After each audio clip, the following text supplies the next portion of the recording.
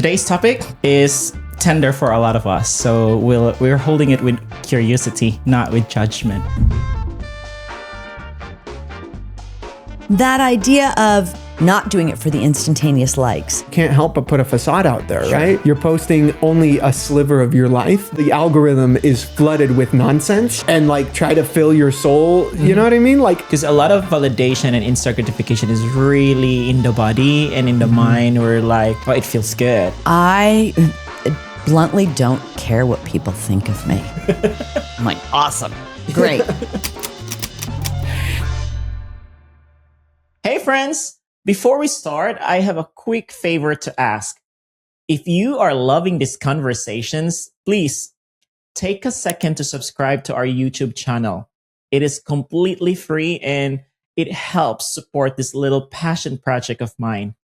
And if you think you already did, please double check for me. Thank you so much for being here. Now enjoy the episode. Tanya, Julius, welcome to Kirbylicious podcast. hello. Hi, thanks How for are you having doing? us. Oh, well, thank you. Thank you for accepting this invitation. For our viewers at home, this is a space where I bring two together, an older voice and a younger voice, to share their lived experiences and wisdom around the topic. Because I truly believe that, one of the most powerful conversation happens when we listen all across generations. And today's topic is tender for a lot of us. So we're holding it with curiosity, not with judgment. But to start, let's get to know our guest. For our viewers and listeners at home, this is the very first time these two people meet each other just a couple of minutes ago. Or so you think. Yes. Yeah. You don't know that. Julius, don't say that. All right. Let's start with you, Tanya. Tell us about who you are, what's taking most of your energy these days, and let us know who you are. Okay, I'm an artist and an educator. I work in theater, dance, opera. I'm a traveler, and I love to see the world and learn languages and be in places where I don't know anybody and figure my way around. Currently, I'm dealing with some rescued dogs. That's taking up a lot of my energy right now. So that's just what's happening. And then on top of that, I've been very involved for a number of years now in immigrant rights and activism around that. So my work is very much about community, people, and animals. Nice. Yeah. And what kind of dog? This one is a pit bull. He's an 11-year-old blind pitty who was on the youth list at Downey Shelter, and we pulled him on the day he was supposed to be killed. So now I'm training him and need to find him a home. Aww. Yeah. Wow. They're good on you for that. Those shelters can be really. They're brutal. Yeah. Brutal. There are amazing people who volunteer in the shelters who are there every day. I can't do that work. No. Like I would just cry every single day. So I take the ones I can, work with them, get them rehomed. Wow. That's how I contribute. That's a lot of commitment right there. All right. What about you, sir? Julius? A filmmaker. I've after the year that I had last year making a feature film, Nice. I've earned the right to say that. Sure. I will say it. But I graduated at Cal State LA in May of 2025 in the TVF department, specifically the writing option. So that means in terms of making films, I still have a lot to learn. You know what I mean? Just because, writing is I love it. You know what I mean? It's where a lot of it, where films are made pretty much, but there's a big camaraderie in the production angle, which I've been learning this past year. Yeah, so I've just been really pushing that. Your answer was so great. I mean, I'm trying to figure out how to compete. Where this is a versus match, right? We will be boxing later, right? So I've been doing some coffee work aside from that because hey, I don't want to pay for my coffee ever. It's an investment, and if I can learn how to make it, that's great.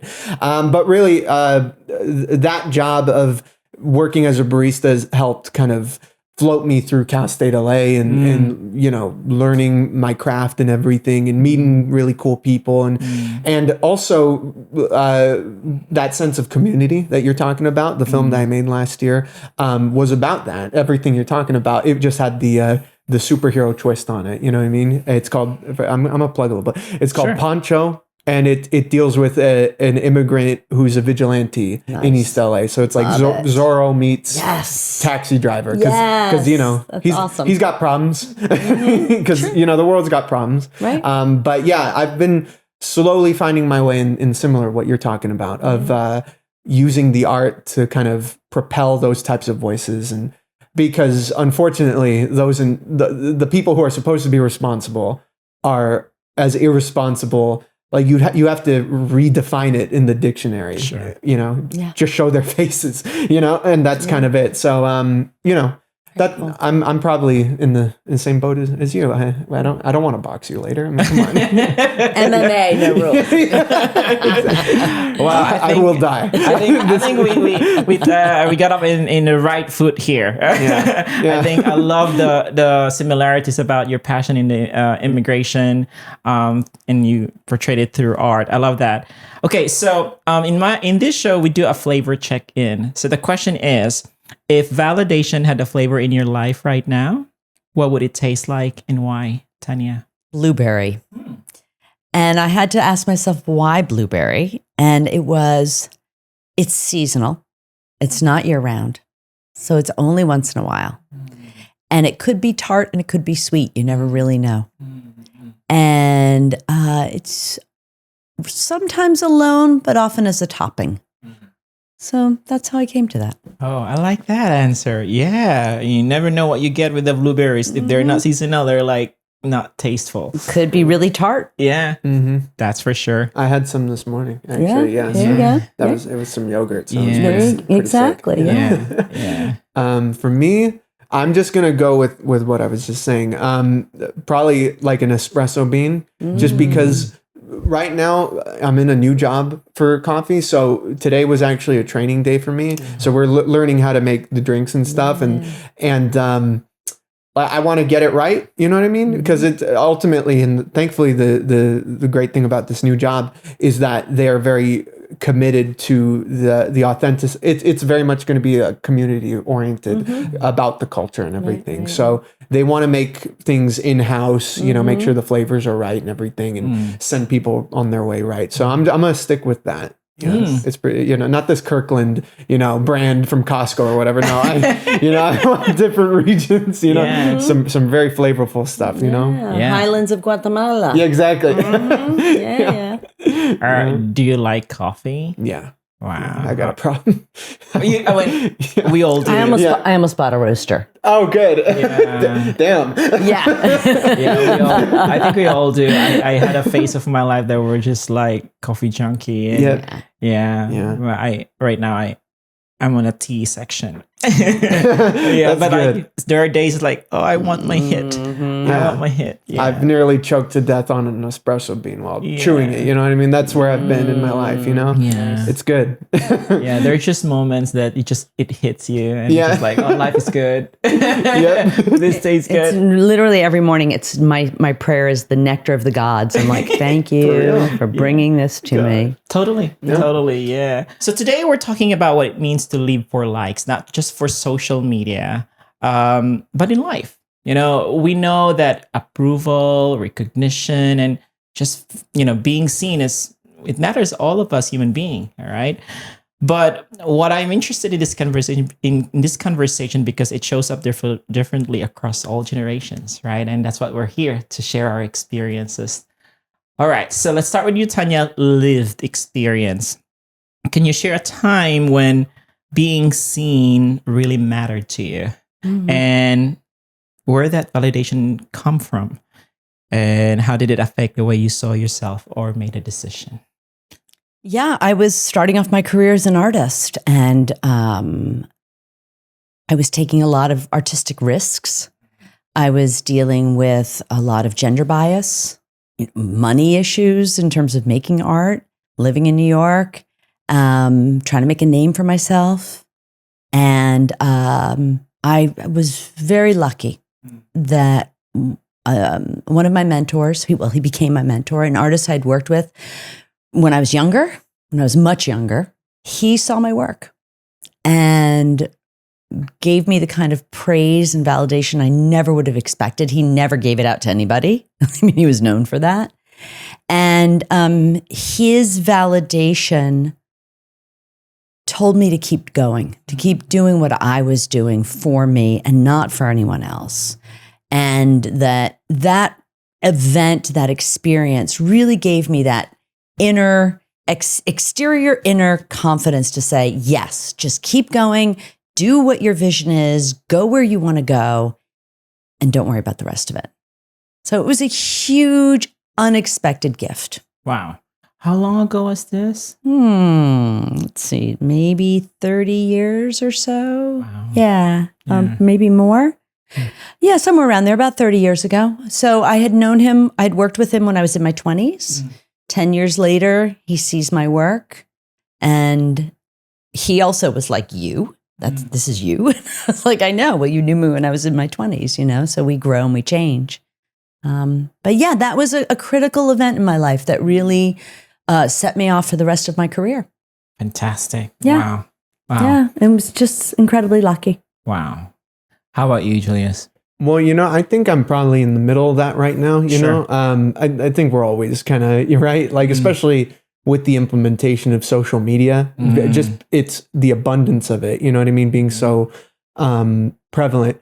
But I've been feeling it a lot, especially as I've been going through forward in this like filmmaking thing, because that's the currency, right? Like that's getting your name out there, especially if you're not making money, right? In some ways, the payment is reputation, you know, Exactly. and that's how I've always tried to look at it. And I've tried to look at that through a positive / productive way. Like I want the validation of like people looking at my work and saying, how did you do that? You know what I mean? Because, and some people have said it ever since last year, not everybody who graduates from that area of Cal State LA from the TVF department comes out with a feature film later that year. You know what I mean? So people like my classmates, my colleagues have said, how did you do that? Especially with some of the things that are in the film in terms of like just what the film is about, like what I mentioned, and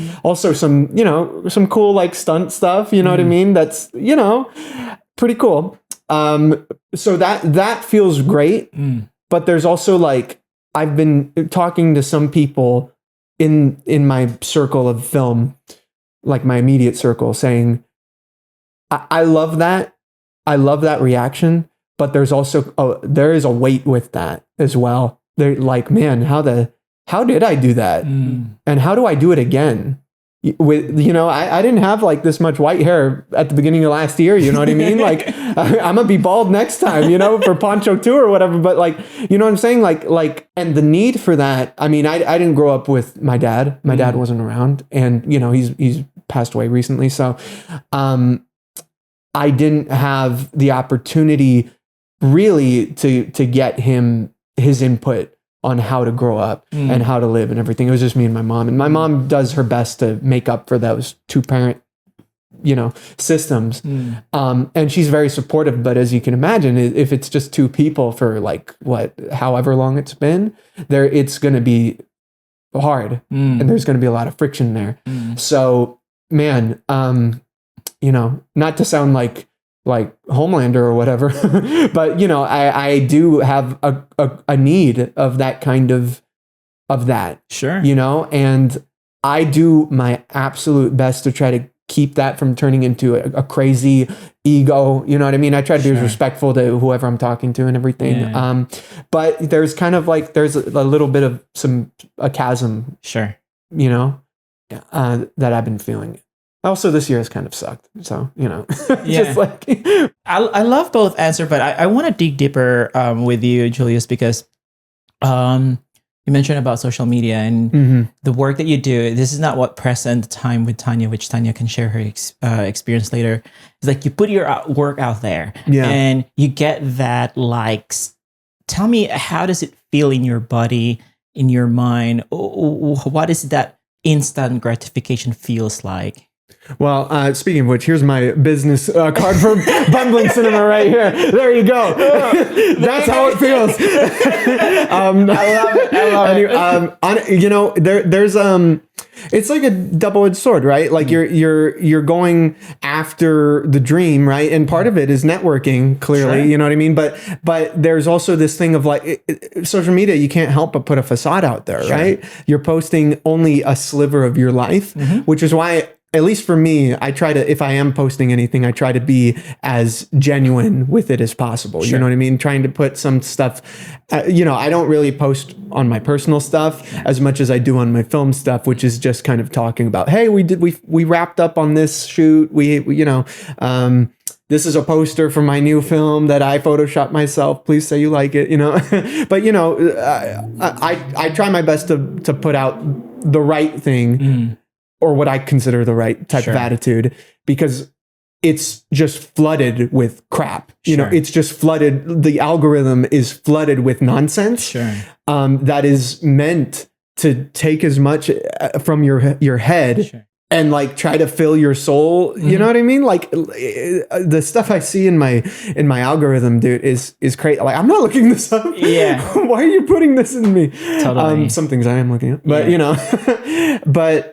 Yeah, I think that's probably how I try to combat the weirdness of that. We weren't meant to know this much about each other.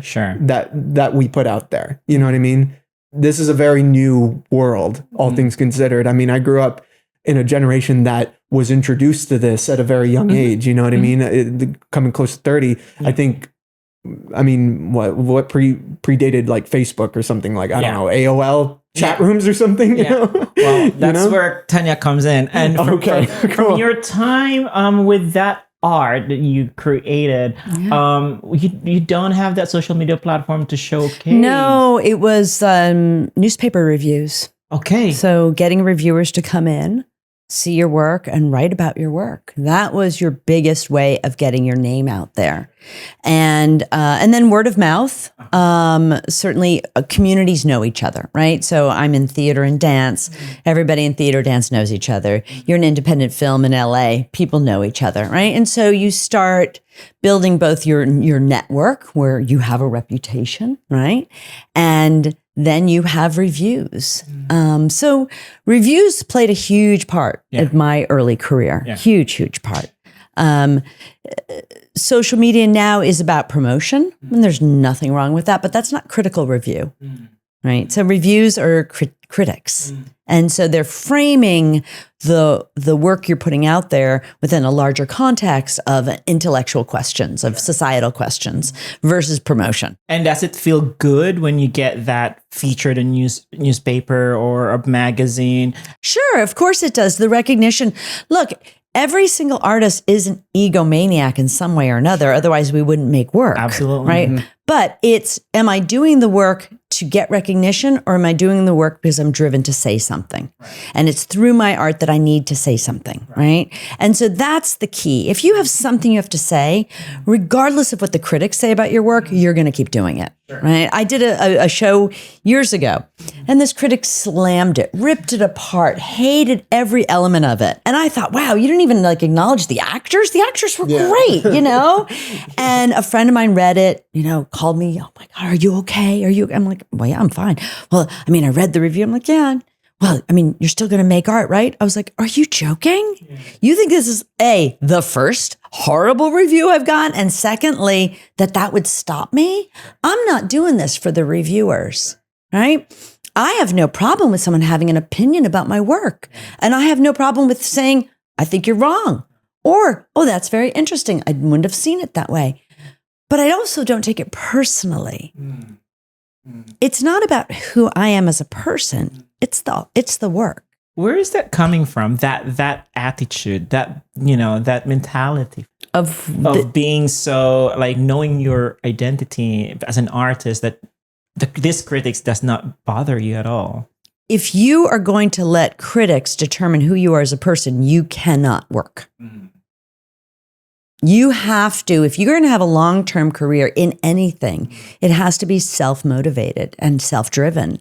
And all I can do is do no harm to the best I can, but I cannot be looking for other people to tell me that I am worthwhile or that my work is worthwhile, because I will never get it and I will be miserable. Yeah.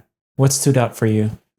The being able to just propel yourself, you know what I mean? And circling back to the intention, right? Like doing it for them or doing it for me, you know? I mean, like honestly, like with the film that I made last year, since it does deal with culture and it deals with very timely aspects, like, of course you want to know. I mean, I was actually kind of scared of that, just given what was going on in the world, especially in our area. Yeah.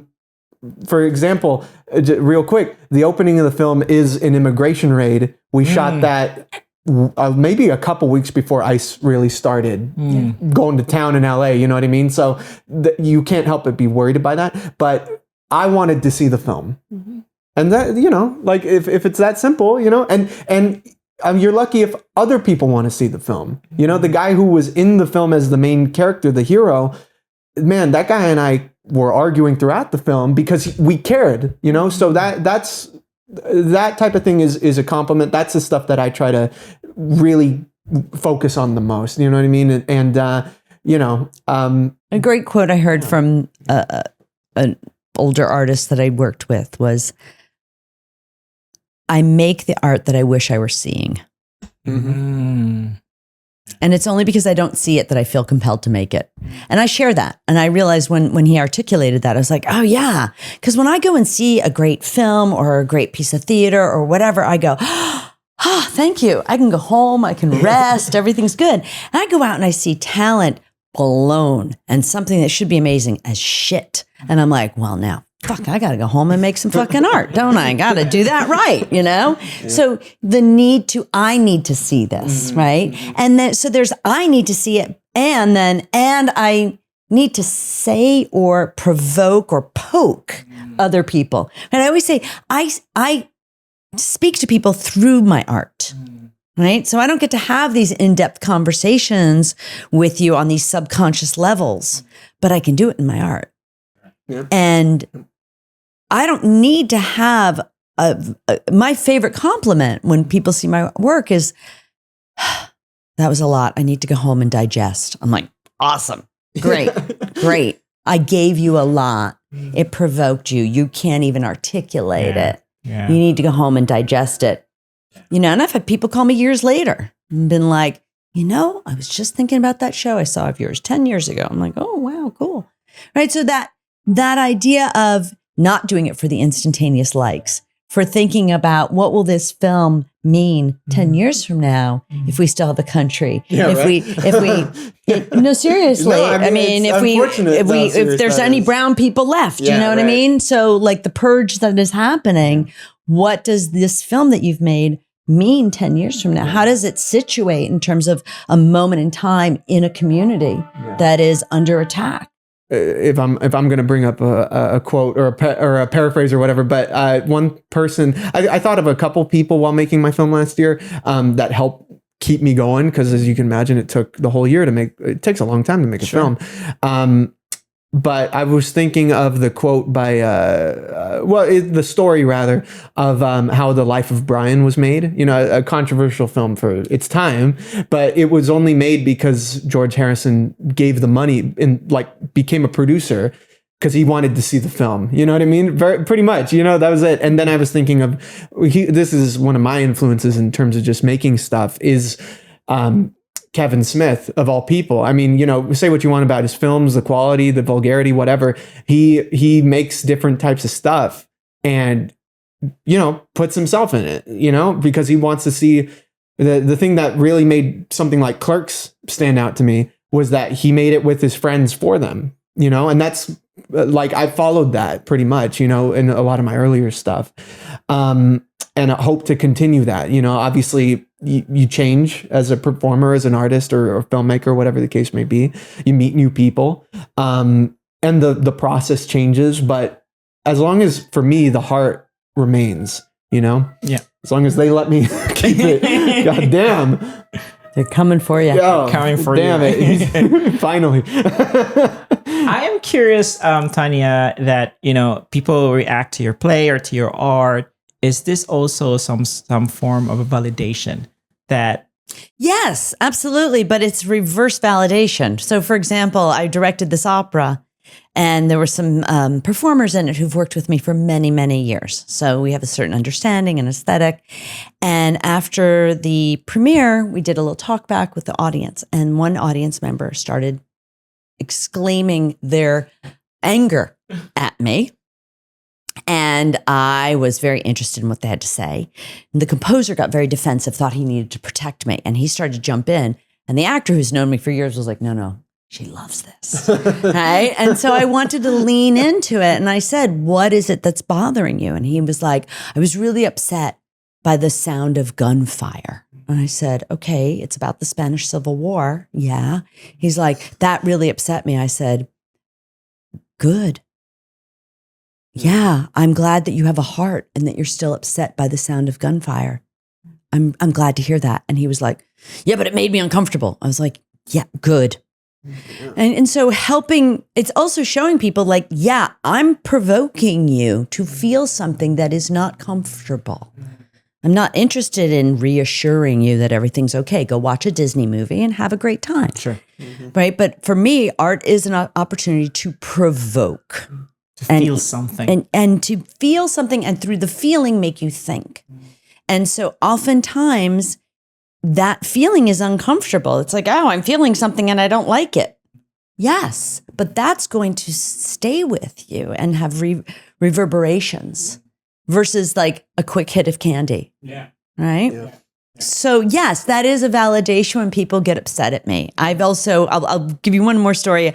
So a lot of my work in opera is really addressing gender issues, and traditional opera is riddled with just rape everywhere. Yeah, and it's normalized, Yeah. right? It's completely normalized. And so, even the singers will tell me, oh, I was just trained to be like, well, this is how it was back then. And I'm like, no, I'm coming in absolutely not going to normalize this. And in fact, we're going to unpack it and really go after the perpetrators.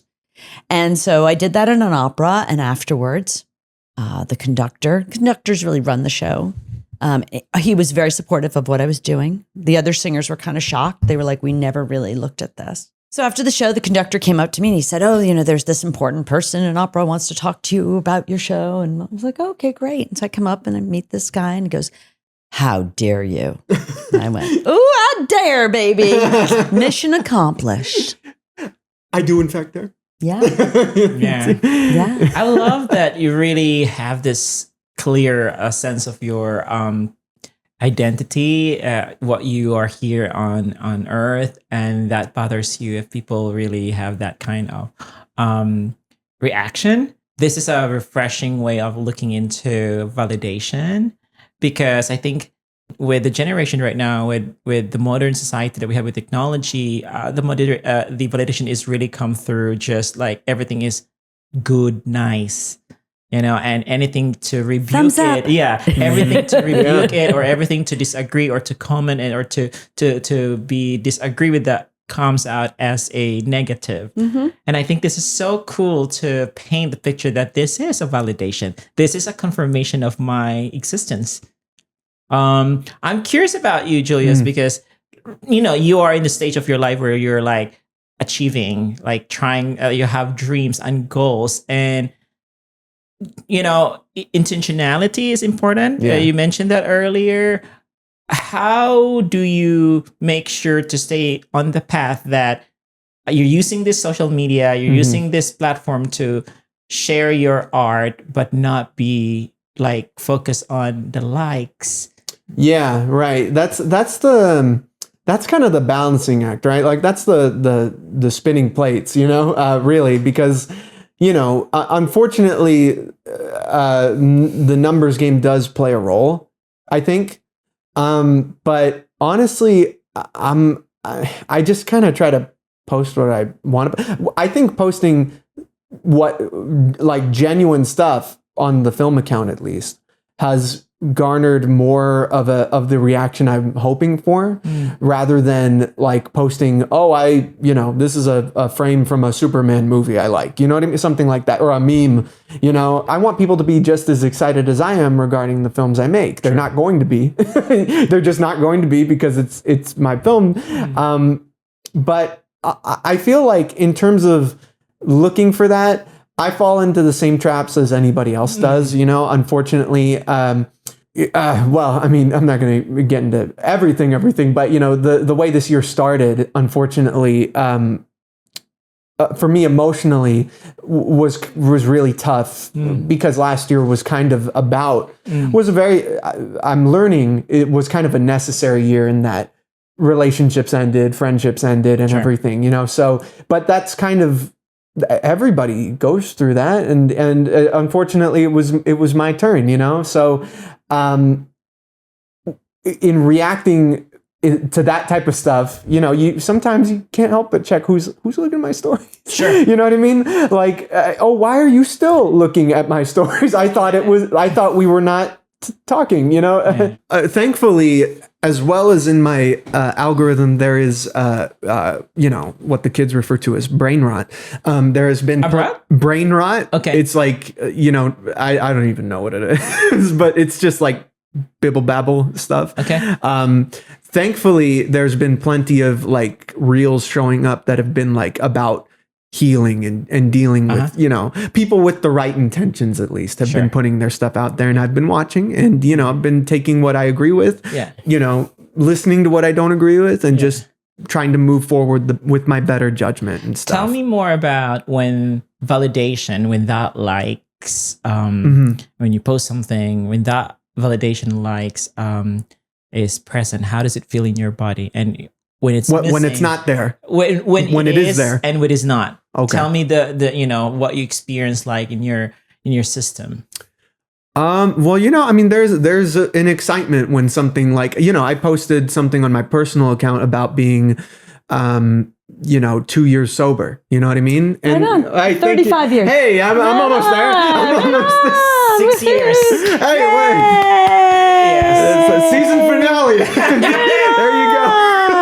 That's amazing. Yeah, 6 years. The support of something like that, it feels good. You know what I mean? I posted something when my father passed away, pictures of him and I when I was a kid. That type of support feels very good. But, when it's not there for things that are to a different degree, like for movie stuff, let's say, post a photo of Pancho fighting Godzilla, for example,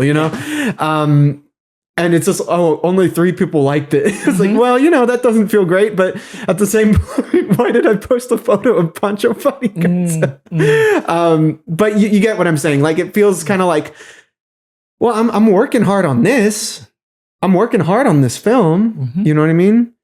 So, I need to interrupt because we've all just shared about our sobriety and say, seriously, the biggest validation was that I didn't drink today. Oh, sure. Yeah. That validation will never be surpassed. That I could be in a room full of strangers who loved me for nothing but just showing up. No amounts of social media likes will ever meet that level of love and care and validation for one of the hardest things I've ever had to do in my life. I love that you use that as a segue, because that's what I'm trying to put into it, like trying to direct, is that because a lot of validation and instant gratification is really in the body and in the mind, where like, it feels good. And I'm trying to picture this in my head, because Tanya was mentioned earlier that she had this master who gave her that validation, and it's just one person, and that something clicked on her for some reason. And then right now with the social media, you're kind of like hoping to get that hit, but it's from anybody. So what's the value? Right? Yeah. If it's just anybody, how do those people have so much influence over me? I think it's more of a signal of potential, right? Of a potential contact. You know what I mean? A potential relationship. It doesn't have to be romantic or whatever. It could just I any understand. sort of like if I see that like Deborah liked my thing of a selfie of me, and then I see that Zane liked a thing for my film. You know what I mean? It's like, oh well, maybe these guys, maybe at some point. But that's kind of a little bit of a trap to do that. You know what I mean? It's like, well, maybe they just like thought the shirt was cool or something, you know? Because I feel like it's a lot of it is really down deeper back to like who you are as a person and the way we were maybe nurtured and cared. Because let's go. This is an example that I'm just getting from you guys right now. Like it's for Tanya's review on a magazine or newspaper. She didn't even know who read those, and they never give the chance to say like. Exactly. Yeah. Right, but it goes out there, and with the platform right now, you have that real time like monitoring, like, oh, Deborah like it. Yeah. Oh, I like Deborah. It's like, so that is like coming to your mindset that you need that person to feel good, or you need that action to feel good, rather than just like I'm putting myself out there and I am secure with myself. And that's the next topic that I want to talk about is the generational contrast. Because I want to paint these two pictures because it's a completely different world. I'm in the middle. I'm 42. So like I'm in the middle where I'm like, we were just came in when the cell phone was introduced. And same thing with my podcast right now. I'm like, who cares if somebody watch it? I'm having a ball here right now in this conversation. This is what matters to me, So what pressure on validation feel unique to your generation? And what pressure do you think have always existed, just in different forms? Well, I think in terms of mine and younger generations, there's definitely there's a very real pressure of not doing enough, of not making a career, or not. I mean, we're in LA, you know what I mean? Rent here is insanity, you know what I mean? And, also this idea of just like not like, for me, as someone who's like, I know I'm a filmmaker, you know what I mean? But I'm not directing for like Disney or Sony or Warner Brothers or whatever you want to call it. You know what I mean? So am I really a filmmaker? It's that type of thing. I know I am. I 100% know I am and everything. But it's that thing gets planted, especially when you spend so much time working to go to school to learn something. Sometimes people don't even go to school and they want to figure it out, but they don't, So I think it's just, and especially now that anybody can kind of do it, there are people who are like on YouTube who are making films, which is great. Now, I think that's a really, like Markiplier recently made a film, who's a guy on YouTube and everything. And he did video game run throughs for a long time. He recently made a feature film that released in theaters and actually broke records and kind of kicked the ass of a lot of the real films. You know what I mean? So that's a great example, right? But, I think it's just that constant, like, younger people, me and below, let's just say, are like kind of being thrusted into this hustle culture because it's so impossible to just survive. You know what I mean? Like, how I'm gonna buy a house. What? Like, I'm gonna have kids. What are they gonna? What am I leaving them? You know what I mean? What are they being born into? I would love to have kids one day, but unfortunately, I have to ask myself, is this world, are they going to, like, what are they going to do in this world? Like, what world is going to be for them, waiting for them? You know what I mean? It's that like, I feel bad for the younger people, people younger than me. I feel real bad for them, man, because, I was able to grow up during a time where, I had a Facebook account where I would just post photos of superhero stuff, you know what I mean? And like the thing from back then when I was a kid was getting a lot of like friends, you know what I mean? Like I'm adding this person, not because I know them, but because it's like a kind of maybe the introduction to the numbers game, right? But It's collecting baseball cards. yeah, yeah, pretty much. Variant editions of Wolverine versus the X-Men. But it's literally it is like that, and but it wasn't like ad driven, it wasn't data driven, you know what I mean? That type of thing. So these kids, that's all they got. A 5-year-old with a smartphone, man, that's a haunting sight to me, at least. That's crazy. I had a flip phone. My first phone was a flip phone. Okay. What stood out for you with that, Tanya? And all that.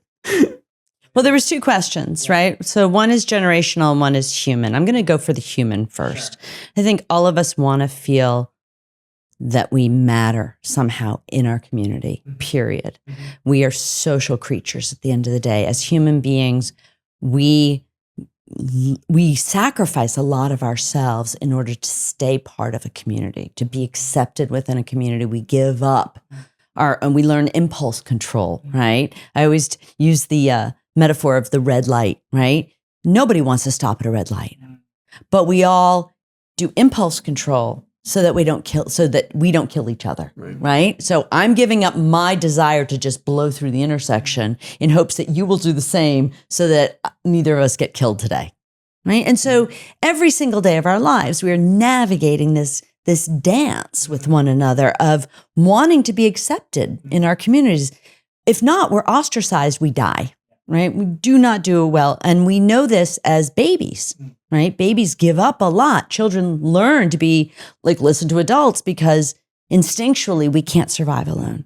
So there's always that innate need for validation of some sort. And validation doesn't need to be, you're awesome, yay. It needs to be, I see you and you matter. And that's it. And that's not just it, that's it. That's it. That's what we want. That is what drives us.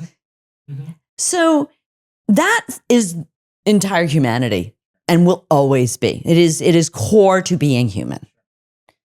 Generationally, my generation grew up in the shadow of the boomers who had everything in many ways, and broke all the rules and will not get out of the way. Yeah, damn. Just move already. Damn. So I'm the smallest generation historically since we've been tracking generations, right? So mine is the one that they started closing the schools on, cutting the funding for things because there weren't many of us. And we were the latchkey kids, the Gen X. You hear all about the Gen X people, right? So I'm part of that. And I find it hysterical that we even have a name because we hate labels and we don't want to talk to anybody. And then we're like, well, I don't want to talk about this. So I think the validation part was, we had authority figures. And I needed to show everyone I was smart. That was important to me growing up, that especially again, the gender issue was always there for me in terms of wanting to be seen as equal and capable and taking a leadership role. And so constantly having to prove myself over and over and over again that way. But eventually what I realized, and I think a lot of people realize, is there's no one out there to validate you but you, right? And at a certain point you have to get there. And yeah, I think by the time I was, in my early 30s, I was like, oh, this is just up to me.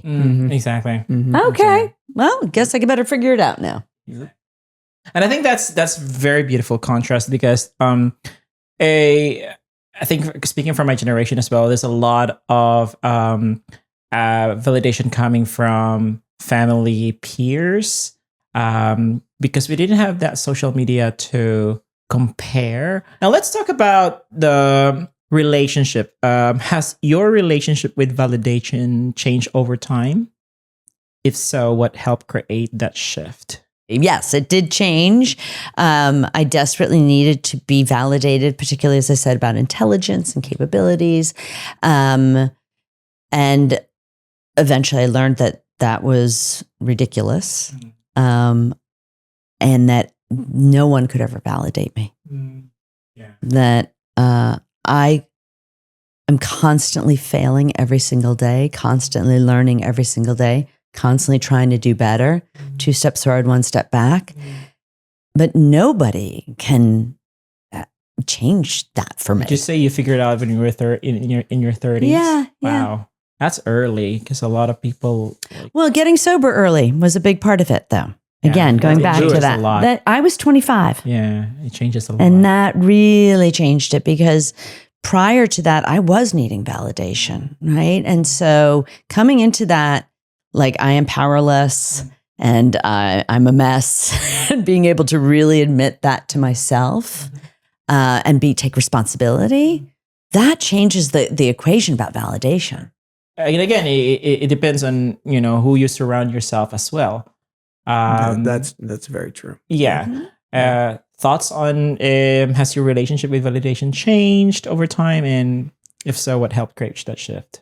I think it's probably changed. I mean, you caught me at a very specific period in my time where, well, I mean, especially this past weekend was pretty rough. This past couple of weeks have been pretty rough, to be honest with you. But like, where I have questioned that, I've questioned not only just validation but self-worth. What am I doing here? That type of stuff, and And to bring it through the lens of making this film, because it's very recent history. And sure. A friend of mine told me recently, you don't celebrate that enough. You did something kind of crazy. You do not celebrate that accomplishment enough. And because the making of it, like, I wanted to quit plenty of times while making it just because of the scope of it and the doubt and everything, why I was making it. My film was a response to my father passing away. I found out he had passed away a year prior to the movie being done and everything. And, so I was grieving while making it. And I thought I was doing right by me by being productive and making a film about it. And ultimately, it was, but it was still tough on my mom and I. The world was going crazy. My mom at points was very much like, you shouldn't be making this film. She meant it through love and everything, but it was just like, it was also a fear because of what was going on with ICE and they were in our neighborhood, you know what I mean? Like, and here we are making this film about this type of thing. And, but ultimately the validation of her understanding it, we had a little screening and everything. And the movie ends on a very hopeful note, a very like, we are still here no matter what, the future you're talking about. I desperately hope it doesn't happen, but we ain't gonna let that shit happen. We're fucking tough in LA. You know what I mean? We ain't playing that shit. And the last image of the film, really narratively wise, is a photo of me and my dad. So my mom coming up to me at the screening saying, I understand. And oh my God, tearing up, you know what I mean? And, just that is the thing I'm going to remember from that night. Despite the whatever followed the months coming later on, despite how tough life got after, that made it worth it. Sure. Being able, oh my God. Because my friend Daniel played Pancho. Yeah. And I've known Daniel since I was a kid. He got me into comics. He was a security guard for when I was a kid. And man, he deals with a lot. He's got kids of his own and he's got his own struggles and he's lived a crazy life. And he told me how him and his family and his significant others have told me how much that movie helped him and saved them. Yeah.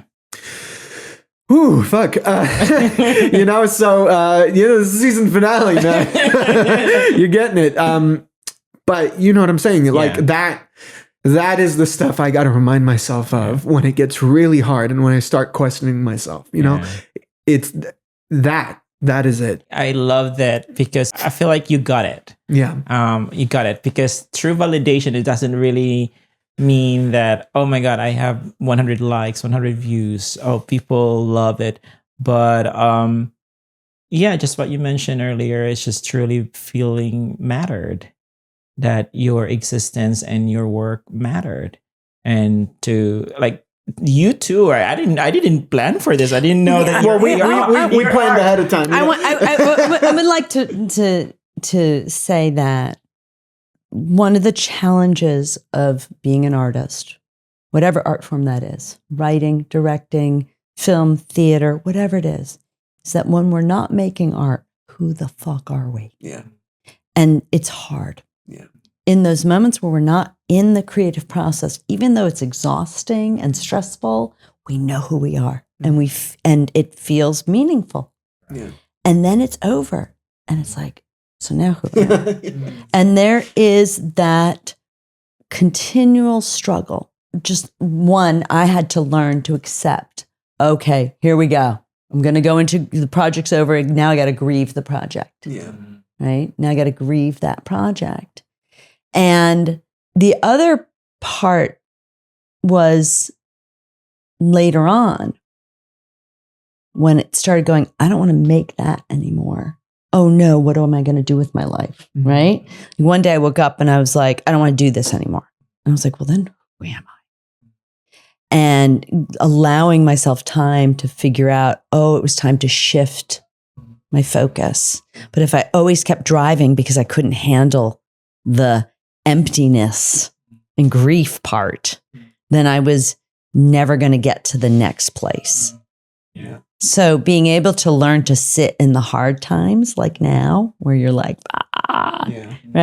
And what am I doing? And I don't know why I'm doing it. And to learn to sit in it. It won't last forever, I promise you. And that was the greatest thing people taught me. My mentors told me, this is good. This is good. Hang in there. And I'm so grateful for that validation, right? Yeah. And I'm just sharing with you what I learned for myself, right? Which is it's hard, but you don't give up. Yeah. No. I mean, 100%. You can't, because I think the payoff is too good to, like, I that night that we had the screening, we had it at a community center in El Sereno, the East Side Cafe. A great place. Oh yeah. So, it's filled, the film is about community, the community's there. And people showed up despite the storm watch, you know what I mean? So that feels great, but also like learning things about people through the film, you know what I mean? A friend of mine, her name's Eileen. She worked on the film for doing some sound stuff. She was sitting next to me while we were watching it. And, not that I'm looking around at people's reactions to the film, but like I can hear her, especially near the end, she's crying. And I'm like, damn, I'm crying too, you know what I mean? But like, I didn't expect that, Yeah. And she told me that, and I hope this is okay to put out there, Eileen, but her father passed away around the same time mine did. And her boyfriend was really cool and said really nice things about how I opened up the film saying, I really wish my dad was here to watch this, and people were very kind regarding that. So that type of thing, why would you ever give something up and avoid having that type of interaction? You know what I mean? Especially if what you made is that good, you know? Yeah. So. Thank you so much, guys, for sharing, because it kind of really reminded me of the reason why I created this podcast. And it's so refreshing because we have two artists here, completely like different generations, but the same principle, the same framework, and the same heart. And I love that. So I want to highlight this one particular example you just mentioned, is that premiere that you did, you have that validation compared to the like that you're longing to have that post. You see, you weigh on those one. Like, I didn't know about it, but you have a real time experience of that validation, like face to face right there. And how did it feel to your body? I mean, I was pretty, as you can imagine, pretty emotional that night. You know what I mean? Just sweating and, crying and everything. But like also just kind of like a joy, and like there were points where my leg was tapping and everything. Cause it's like a roller coaster when it's starting and everything, when the film's starting and all that. But, because we did a thing where we did a double feature, we showed a film that we made the year prior. Yeah, that kind of led into this film, you know. And the year prior was like kind of like you know, and I was getting nervous, you know. I'm like, oh man, is this gonna go? Because you know, it's kind of a hokey kind of thing and everything. I knew, although I was nervous, I knew that Pancho, when that started, that was going to be a whole different thing because of just how we approached it and how different of the quality shift. So I couldn't help but shake my knee and, you know, look at people and everything.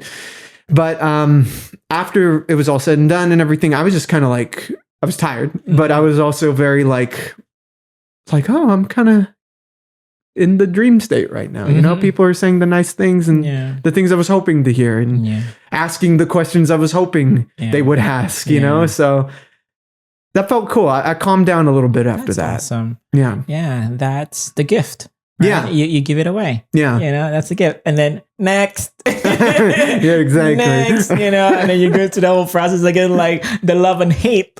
You know, like, you know, it's all about the process of it. And, you know, as you get older, you know, you learn, you know, you made mistakes and then you refine and then you made mistakes more. And that's about it. This time I'm going to do a rapid fire question. So whatever comes up first in mind is perfect. Julius, one moment you realized you were seeking approval. Oh man. I think whenever I talk to my mom about my films, like last night.